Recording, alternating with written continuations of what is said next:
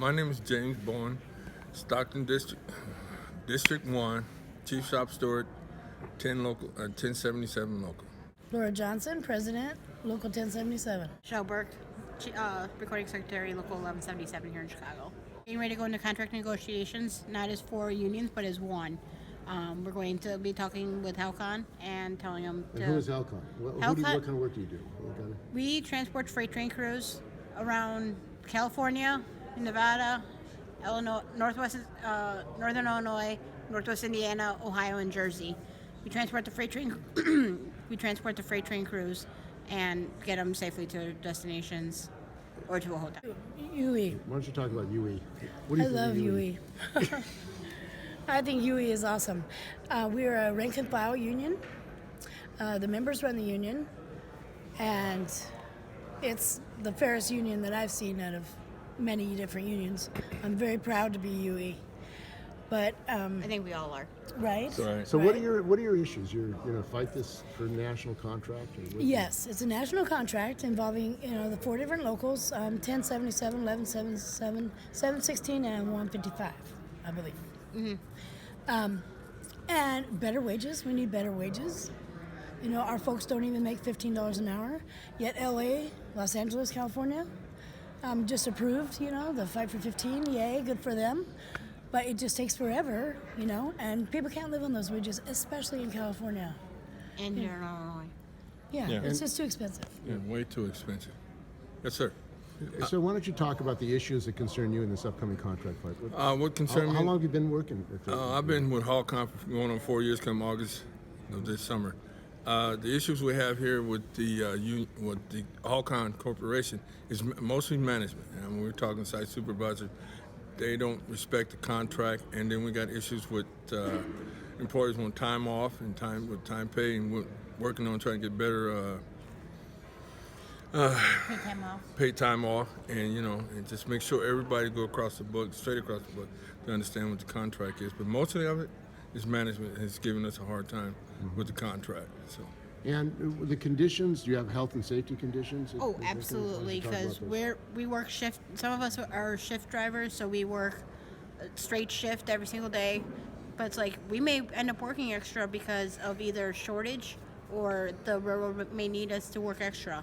I mean, the minimum we're allowed time off because of DOT hours is 9 hours. So it's like once we get off, we cannot be on the board again for 9 hours. No matter if we're a yard driver, road driver, radius driver, or what.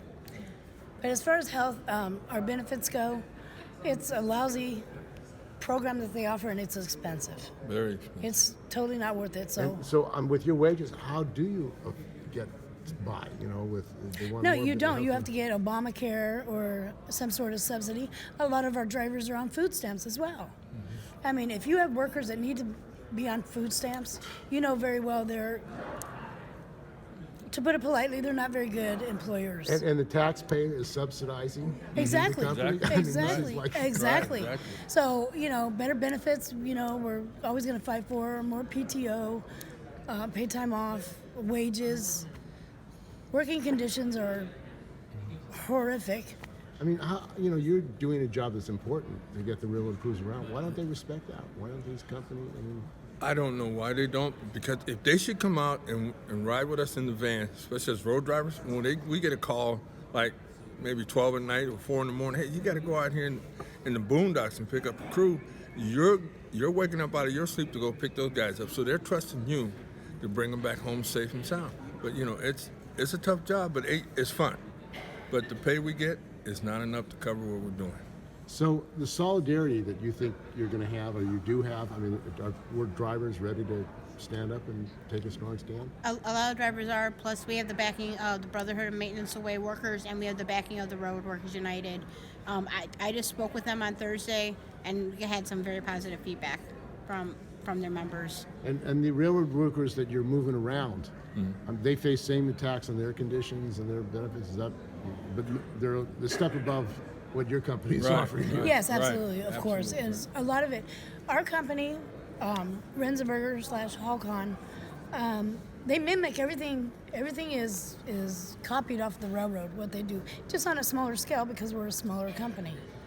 But the working conditions are horrible. it rains, snows, whatever. If you get stuck, you get suspended. You get stuck twice in 90 days, you get fired. Okay, and it's Because not you your got fault? stuck. And there's not the proper time, not your fault.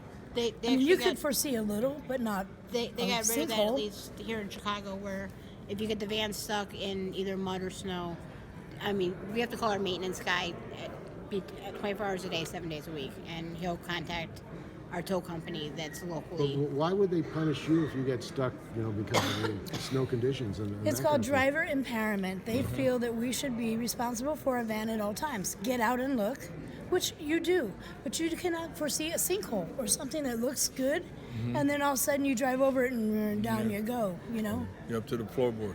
A lot of situations we had, some of the I had some of the crew members make comments that, hey, you guys need to be getting paid for more of what you're doing. I mean, they put their lives in our hands, pick them up, bring them home to their wives and their family. But like they said, you guys deserve better than what we're getting. And sometimes the vehicles we have, they're not in the best condition. But air conditioned tires, whatever it is, they're old, too many miles on it. But now we're starting to get new vans, minivans, what we call soccer mom vans, the little Dodge Caravans. That's not enough. So we need something like a 4-wheel drive. Like if we go across the mud, and we can handle the mud. But these things, right to that. It's over the road. You're Yeah. out in rough terrain. So Right. Yes, absolutely. Yes, I sir. would like to say something about, the rail crews back us. We are hauling precious cargo. There is nothing more precious than a human life. So we should be paid accordingly. And how many workers are we talking about nationally in this contract? Oh, it's about 1,000. About 1,000 Mm-hmm. workers. So when does the contract expire? August. So your contract expires in August. Yeah, so we're starting already to get all our And Ducks in a row. proposals together, and what can people do who want to support your struggle? What if you go on? You're going to have pickup lines if you're forced on strike, or If once our contract expires, I think we are allowed to strike, but until then we are not. It is in our contract. But August 26th comes, all bets are off. what does it say about America? You're doing an important job moving railroad workers along. You barely can survive. I mean, the company must be making money. oh, absolutely. Man, Absolutely. I mean, they're making a lot of money off of us. They want to pay us peanuts. So when we ask for overtime, anything, oh, you oughta, no, I can't afford to give you guys overtime. Hey, you guys are getting money off of us. Railroad are paying you guys good, but they pay us whatever's left. Whatever's left. Yes, that's absolutely true. And we have a lot of even railroad management. Laura, what do you make? Does your company not care? Because I know they never disclose the amount, but they say, I know the railroad pays, Rensenberger good, Hallcon. What do you get? I'm like, well, I'll put it this way, I'm barely above minimum, and I've been there going on 8 years. Okay. So we could definitely use a lot more money. We're also It's a hauling. fight. We're working for the 2 top train crews here, BNSF, and you got the Union Pacific out there. And man, those guys are always going. They keep us busy. Like they say, they always telling, hey, you guys should get paid better than this. I mean, I don't know how you guys do it. When you're driving, you look in the mirror and you see them guys asleep back there. They trust you. And this is what I like. They trust the driver. They say, okay, that's James. Okay, James, I'm glad you're here. Absolutely.